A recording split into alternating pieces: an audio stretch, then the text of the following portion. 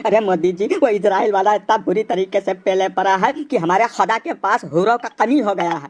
अब हमारे कौम के नुमाइंदों को बरगलाना मुश्किल पड़ रहा है। भैया, तुम तो वर्ल्ड लेवल के लीडर हो, उससे एक बार कहो जाके कुछ हाँ हुजूरी करो, मान जाए ना। इतनी बुरी तरीके से दौड़ाए दौड़ाए के पहले भाई बहुत ज्यादा संख्या में लपेट दे रहा है वो। हाँ जनाब, मवैसी जी बिल्कुल सही फरमा रहे हैं। जैसे पहले तो पेजर वाला मामला चालू हो गया, आधे से ज्यादा लोगों के पास कुछ हरबा हथियार नहीं बचा, जौन कुछ कटा पिटा जंतर था वह नहीं बच पाया, वो वैसा परेशान है।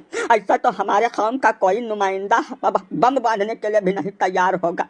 आपसे गुजारिश है कि आप ही कुछ सामने आओ, कुछ कहो सुनो, तब ही छोड़ेगा, नहीं तो हमको लग रहा है खत्म कर डालेगा वो। बस सुन गंधैया बुर्बक चांडाल मलिच, जब तुम उसको बार बार चिकोटी काटता था तब नहीं समझा था। अब जाके संसद में बोलो ईरान जिंदाबाद, फालिस्तीन जिंदाबाद। अब क्या हो गया? पूरे विश्व में हिंदुस्तान है एकमात्र देश है जहाँ कुत्तों को और सुअरों को चीखने चिल्लाने और भौंकने की आजादी थी अब तक, वो भी अब समाप्त हो गई है। हम तुमसे कोनो राय मशविरा नहीं मांग रहे हैं। तुम्हारा चले तो पूरे हिंदुस्तान से हम लोगों की नस्लें समाप्त कर दो। मोदी जी पूरे देश के वजीर आजम है, लीडर है, इनको इस बात पर कुछ न कुछ बोलना पड़ेगा।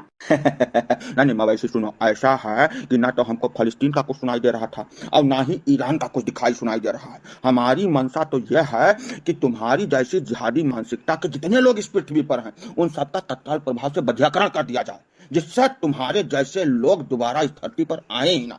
अब रही हूरों की बात तो भैया, भाइयों बहनों जय श्री राम। ये यूट्यूब वाला बोल रहा था कि आपकी वीडियो कोई नहीं देखेगा, और आप लोगों ने देखी भी, और आप लोग चैनल को सब्सक्राइब भी करेंगे।